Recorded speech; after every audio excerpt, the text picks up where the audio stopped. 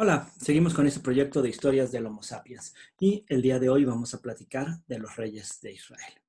Según el relato bíblico, los hebreos son un grupo étnico monoteísta, descendientes de los grandes profetas Abraham, Isaac y Jacob. Y esta es la historia de sus reyes.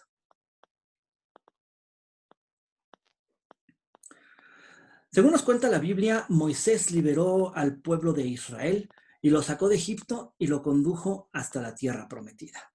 Mientras los historiadores egipcios también narran la historia de 480,000 reyes y pastores que salieron huyendo de Egipto para refugiarse en las tierras de Canaán. Apión, un historiador de la época, nos cuenta de un sacerdote rebelde que junto con un grupo de indeseados abandonó Egipto hacia el año 1500 a.C. Así que varios relatos históricos, míticos y religiosos apuntan finalmente a que un pueblo huyó de las tierras egipcias para establecerse ahí donde hoy se encuentra el Estado de Israel. Llegando a la tierra prometida, los hebreos tendrán que conquistar los territorios gobernados por otros pueblos. Finalmente, dominaron el territorio y repartieron las tierras entre los descendientes de las 12 tribus. Durante muchos años, cada tribu fue autónoma y cuando el pueblo lo necesitaba, se unían ante la figura de un juez, caudillo militar, que organizaba la defensa contra los pueblos invasores o las guerras para la extensión del territorio hebreo. Pero pasados 200 años, se hizo patente la necesidad de mantener unidas a todas las tribus bajo la autoridad de un solo gobierno central.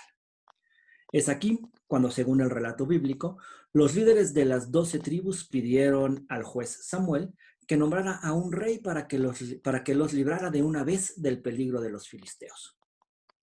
Aunque Samuel creía que solo Dios podía ser el soberano de su pueblo, prometió de cualquier forma consultar la petición con Yahvé. Este respondió que elegiría por su mediación al soberano de los hebreos y guió a Samuel en la búsqueda del elegido. Así fue que apareció Saúl, quien se encontraba buscando unos burros que su familia había perdido. En cuanto Samuel lo vio, supo que era el elegido y le permitió descansar en su casa.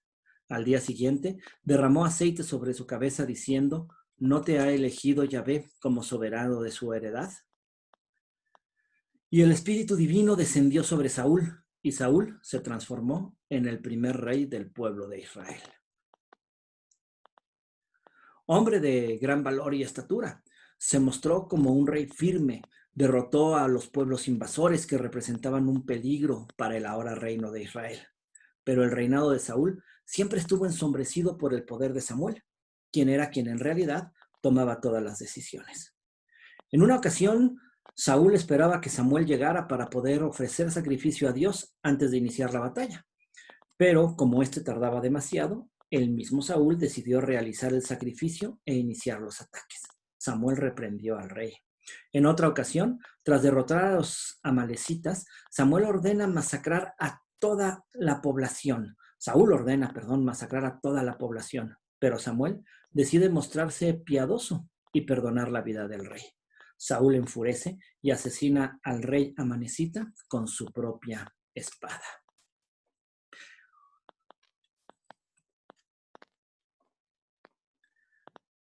Pese a su valentía, la desobediencia de Saúl termina por molestar a Yahvé o a Samuel. Y finalmente, este decide que es necesario buscar a un mejor soberano, a quien encontró en un personaje llamado David, el menor de los 8 hijos de Jesé, miembro de la tribu de Judá. Samuel viajó hasta Belén y convenció a David para traerlo a trabajar a la corte de Saúl, donde entró a trabajar como arpero.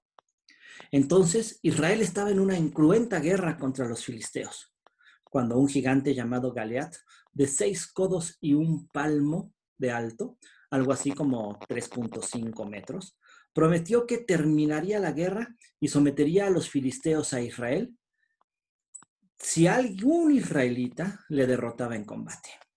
David se ofreció para combatirle. Toda la tierra sabrá que existe un Dios para Israel. Fueron las palabras de David antes de derribar con una certera pedrada al gigante para acto seguido degollarle con su propia espada.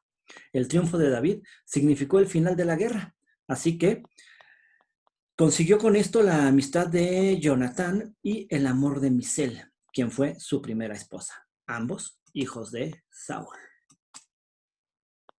Pero esto produjo celos en el rey, quien mandó capturar a David, que tuvo que huir con 200 seguidores para refugiarse en el desierto, donde se convirtió en paladín de los oprimidos y aceptó la protección del rey filisteo. Cuando el rey filisteo Aquis fue a la guerra contra Israel, David no pudo acompañarle. Pero esta guerra terminó con la vida de Saúl y la de su hijo Jonatán, dejando prácticamente eliminada a la casa de Saúl y el camino libre para David. Así David se proclamó rey. Las tribus del norte no aceptaron a David, pues éstas buscaban un rey en el hijo menor de Saúl. Finalmente, David logró imponerse. Trasladó la capital del reino a una nueva ciudad que tomó el nombre de Jerusalén, y desde allí pacificó y unificó al pueblo. Establecida la capital en Jerusalén, David consiguió la confianza de las 12 tribus e inmediatamente se enfocó en lograr la paz con los filisteos, con quienes consiguió una alianza comercial que los convirtió en proveedores de madera y albañiles para el reino de Israel, cerrando el primer tratado comercial internacional documentado en la historia de la humanidad. David quería además construir un templo en honor a Dios, pero los profetas le dijeron que esa sería tarea de la siguiente generación, pues aún había muchos pecados que purgar. De cualquier forma, el pacto de Yahvé con David fue la promesa de que su estirpe jamás se extinguiría. David conquistó territorios en la actual Siria, Jordania, Palestina, terminando con la mayoría de los antiguos pueblos de Canaán. Pero el poder real terminó por corromper a David. Durante el sitio de Rabán, el rey decidió no asistir a la batalla, y después de dormir una siesta, desde su terraza vio a una joven que se bañaba. Quedando prendado de ella, mandó investigar quién era esa mujer, que resultó ser la esposa de Uriel, uno de sus soldados. Aún así, David no se contuvo y decidió seducir a Betsabé, quien resultó embarazada. Sabiendo que el adulterio se condenaba con la muerte, David ordenó entonces poner a Uriel en las posiciones más peligrosas, logrando su muerte para ocultar su infidelidad. Muerto Urías, David tomó a Betsabé por esposa, pero Dios castigó este acto y el primer hijo de David y Betsabé vivió solo 7 días. La discordia fue sembrada en la casa de David. Sus hijos mayores se rebelaron contra él y su primogénito, Absalón, murió intentando arrebatar el trono de su padre. Tras hacer penitencia, Dios perdonó a David y por consejo divino, ya viejo, David nombró heredero a su segundo hijo con Betsabé, Salomón. A través de la promesa de Dios se cumplió y los herederos de David continuaron gobernando Israel.